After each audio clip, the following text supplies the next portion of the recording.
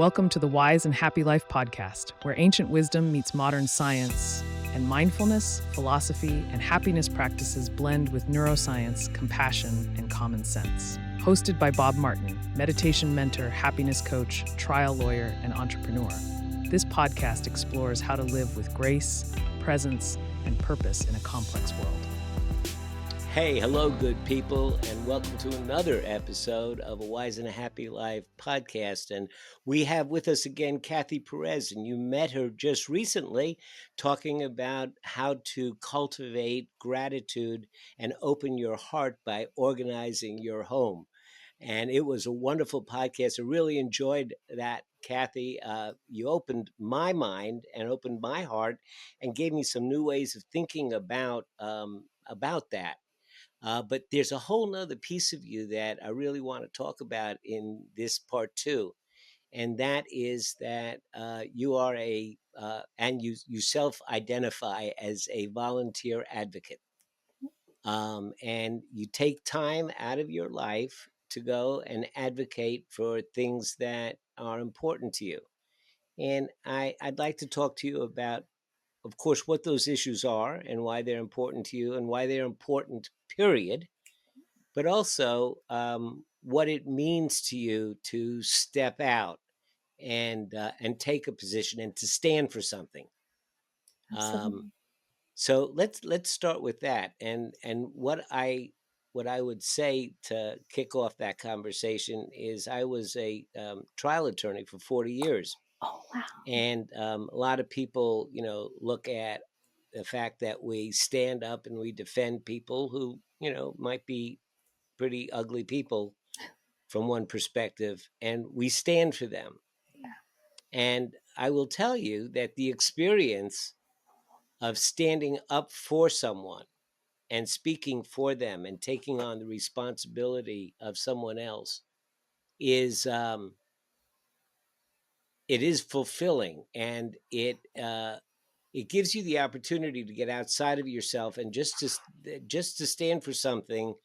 A lot of people ask, how do lawyers represent people they know they're guilty? But what we're standing for really is we're standing for the Constitution and the rights that we have.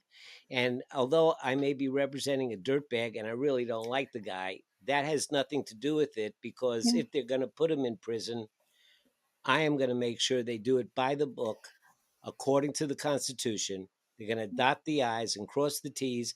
And if you take a look at what's going on in the administration and the politics today, the government is taking a lot of shortcuts, which breaks my heart. Literally is almost like existential heartbreak for me.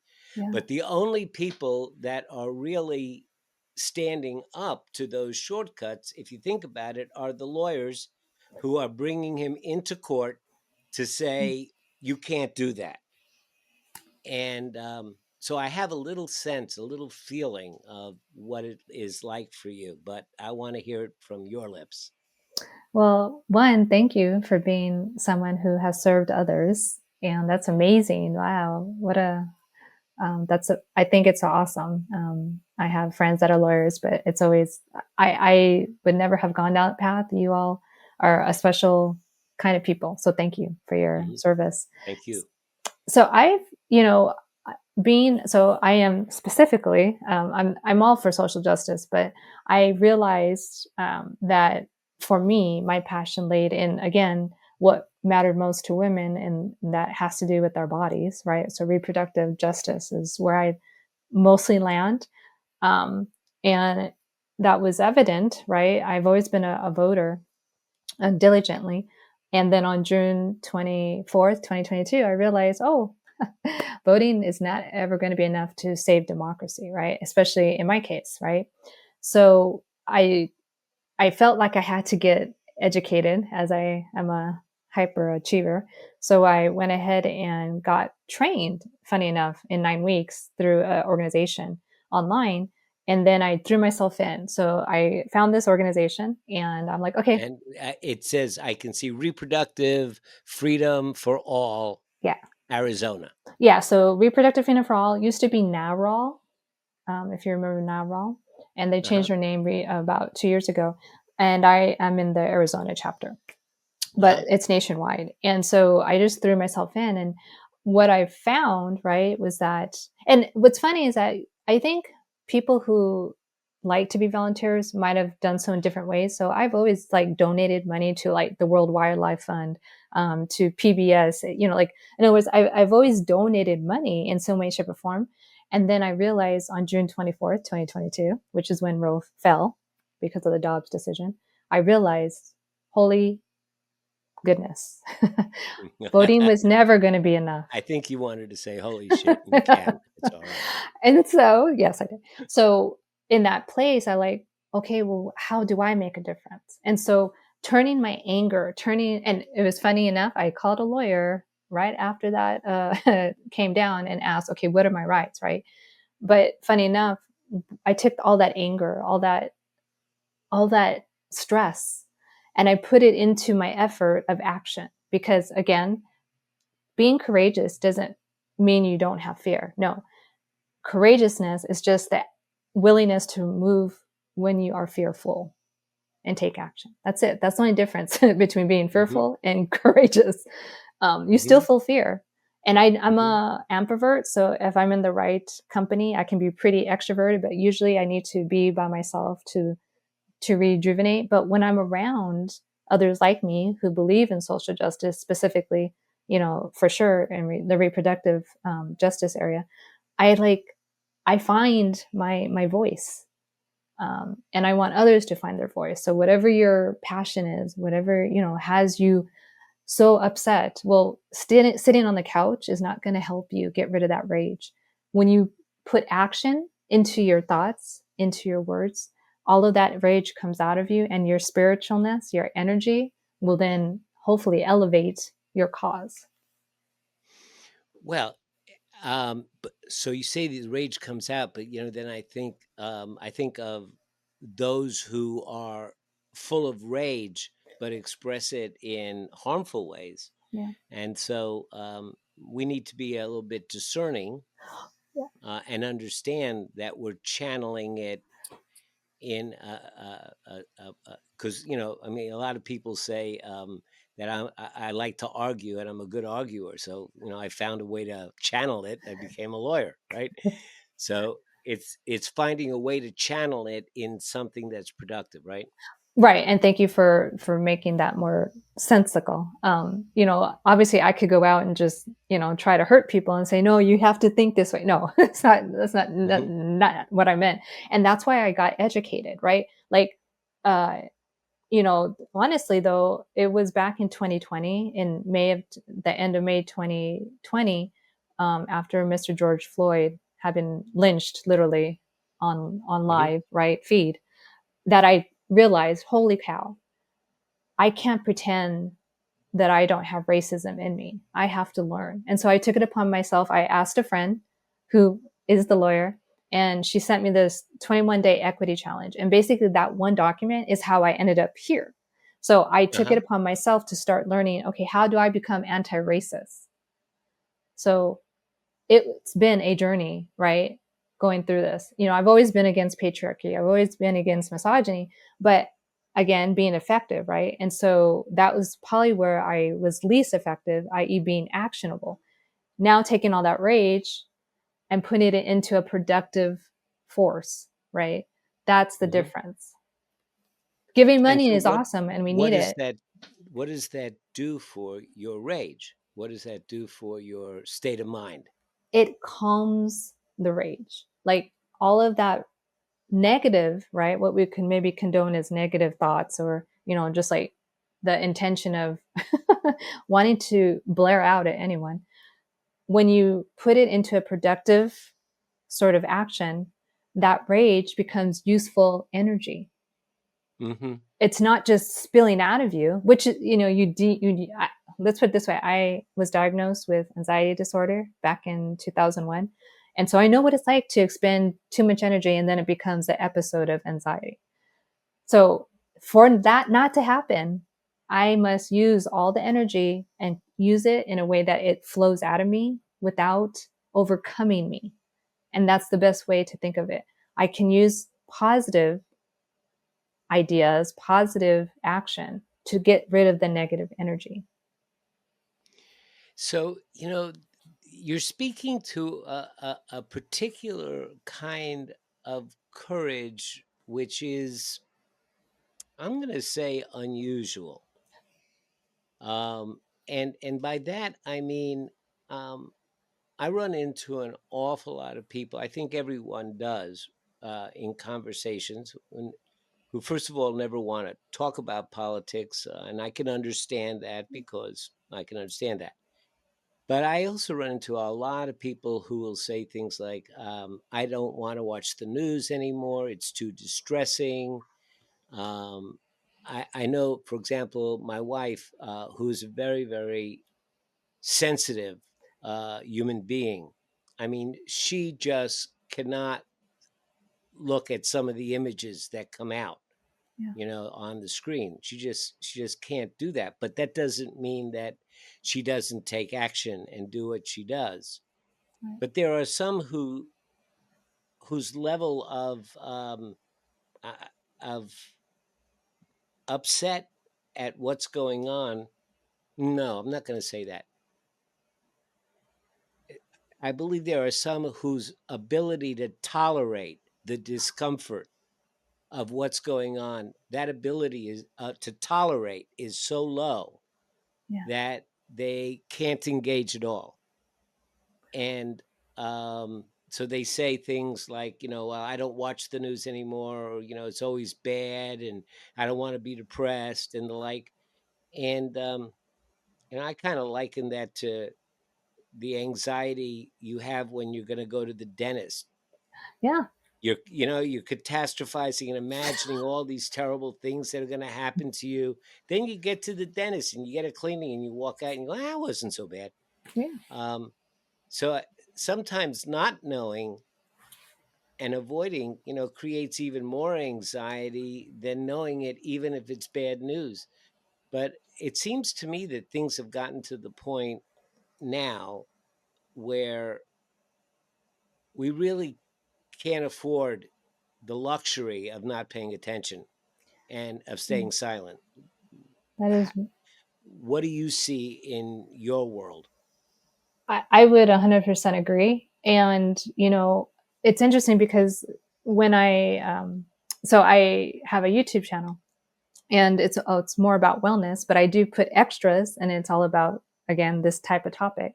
And to that point, you know, I'm telling people one little action. We're not asking you to become the best protester ever and go to all your senators at DC every week. No, one little, what can you do to resist the fascist regime on a daily basis? And it can be literally like one day you call the senator on one specific topic.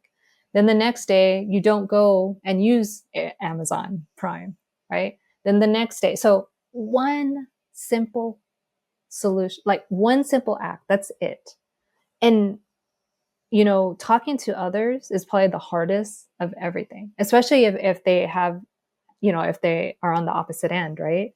So don't go for those topics until you have built up, right?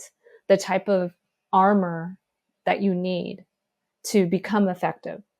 Because Mm-hmm. again, it's not that you don't have fear, it's just that courageousness comes when you walk with the fear.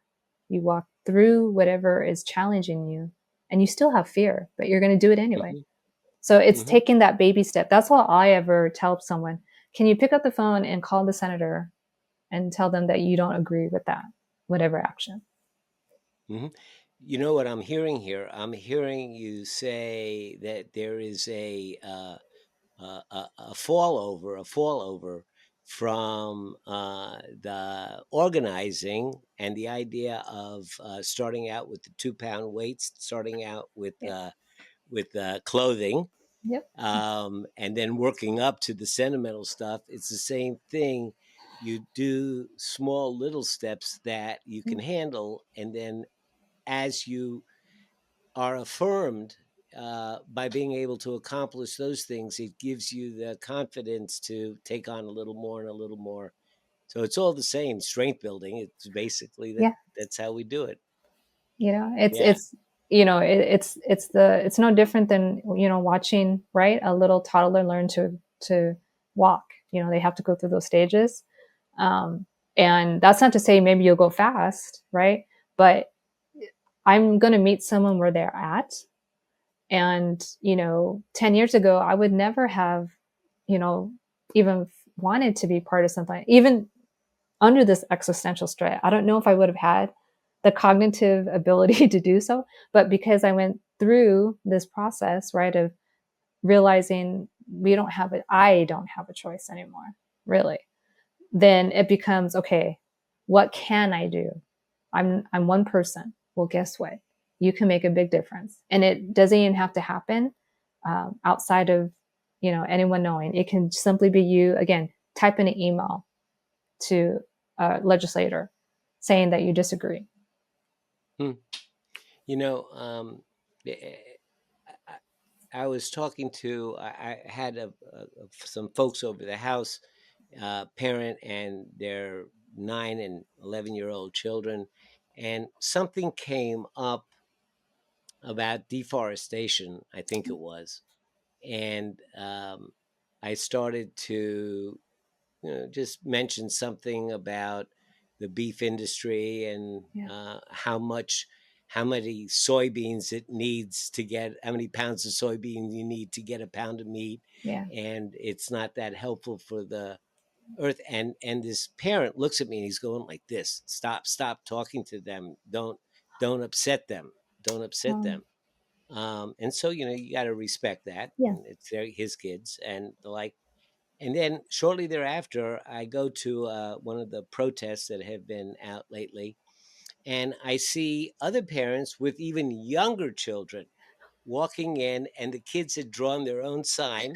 They had colored their own sign, and they had a T-shirt on or something, and the kids were more into it than the parents. And what you're doing there is you're giving the kid a sense of agency, that I Absolutely. have a say and I can do something about it. And immediately that's less stress producing than trying to keep it all secret, because they know that there's something going on.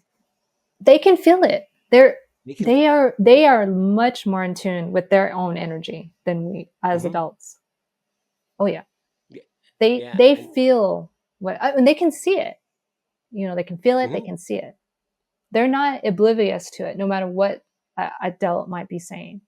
No, they hmm can feel it. they can feel it and they know. And again, if they were able to sit down with their crayons and they had the ability to I mean, what is the downside of that? Well, I mean, they're being creative, they're creating something, they're having a say, they're being heard. Everybody that sees them is patting them on the head and giving them affirmations and acknowledgments. Like, what's the downside? You know? I saw a mom and her daughter at the last protest in June or July, I forget. And the little girl had a sign. And I don't know if her mom wrote it, but it was the F word. And it said, F Trump. And I'm like, and the little girl was holding it. I'm like, you go. And I'm like, I was thinking to herself, did the mom write that? But you know what? It doesn't matter. It doesn't matter who Hmm. wrote it. The little girl wanted to hold it. And that's all that Hmm. matters. So Yeah. more power to Um, her. that's where we are. So it's been a process. You engaged in it, and say a few words, about the idea of volunteerism generally, and aligning yourself with people, with, as my wife calls them, hey Bob, those are your people, those are your people, those are your people. Yeah. Yeah, um, and that and being around your people, being with your tribe, so to speak. absolutely. Yeah. Say a little bit about that. For sure. I think that, to kind of tie it back to the whole spiritual thing or the Hmm. spiritual aspect of it, when you take a baby step, right, your confidence builds and then your soul feels more at ease, right? So you're eliminating the actual anxiety to begin with. Yes, anything new is going to be scary regardless. And the more I engaged, I didn't always want to, right? But I'm like, okay, if I can push myself this way, how much further can I go, right? So I was always testing waters, like, in any way, shape, or form. And now I'm not without fear, but I'm willing to test it because I'm like, the worst that can happen, I can think of 10 million things that could happen. But if I'm just going to a protest and I'm assuming the best outcome, yes, something else could happen, but I'm at least going to be around people that energize me. Again, I'm an ambivert. So when I'm around others who drive with me and my thoughts, I gain energy. And so I'm pumping up my own energy by being around others. Um, Mm-hmm. you know, when you are around others, right, that suck your energy for whatever reason, you know what that feels like on just a Mm-hmm. general level. So when you're around others who are pumping you up, especially if you're scared at what you're trying to accomplish, all of a sudden your confidence just builds because you're around that energy. So spiritually, again, I'm not necessarily talking about like, the idea of religion or anything, but spirituality, meaning you have inside you your own soul. And when you're uplifted by others, you may not even feel it, but you're going to notice it in some way, shape, or form in your body. That's Mm-hmm. when you know, okay, I can do this. If they're here supporting me, I can do this. Mm-hmm. And when you talk about fear, um, we you look at some of the folks that are really in the game these days, and the power that the government has to disrupt their lives Yeah. willy nilly, so to speak. There's some real courage being shown by folks. I mean, Yeah. they're looking at being arrested and thrown in jail, um, and having trumped up, funny days, trumped up charges. Almost an Listen to that oxymoron, word right? on many levels, on many levels. But they're looking at that, and they stay in the game, and you can think, well, I don't. I tell you the truth, I don't know what I would do if I was really placed in that kind of danger. If it came down to shutting up or being thrown in jail and being taken away from all the other responsibilities and have my life disrupted, I will never know what I would do until I am put in that situation. Right. I hope I would do the right thing, but I don't know. But you look at these folks who are put in that situation, and they keep on speaking truth to power, and you think, well, you know, I'm not there, but I can have a little bit of that. I I I can I I have a agree. little bit of that. You know, on my wall over here, I call it my heroes wall, and my dad's up there, by the way. Oh, He's one of my heroes, of and course. also there's a picture of my dog, since I know that. But there's also other heroes like John Lewis and others, who have just shown that courage to speak truth over the years, and they inspire me. And they should. And we need Mm-hmm. inspiration wherever it's going to come Mm-hmm. from. And, Mm-hmm. I can say that, in this moment in time, I want to be able to tell whomever I see in 30 years, not only did we stop fascism, but I was part of it. I didn't sit back, and this may not sit well with people who hear this, but I was on an Indivisible call recently, and it's true. Some people are not going to make it to 2020, even six, Mm-hmm. and that's scary as you know what. But Mm-hmm. if I want to say that I wanted to know in history class why people didn't stand up in Europe in 1930s.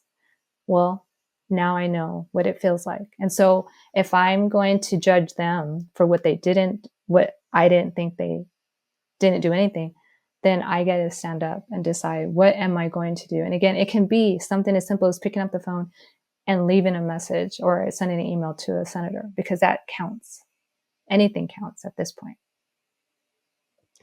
So you said at one point, we don't have a choice, and then you stopped yourself and you said, I don't have a choice. Oh.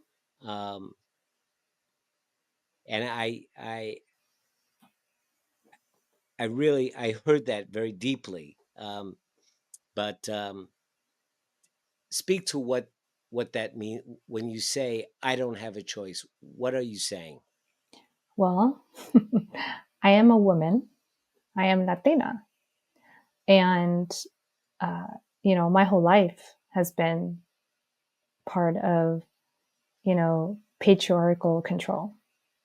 So I've always been a fighter in the fact that even as a even as a cradle Catholic, I didn't agree with what I saw in front of me, you know.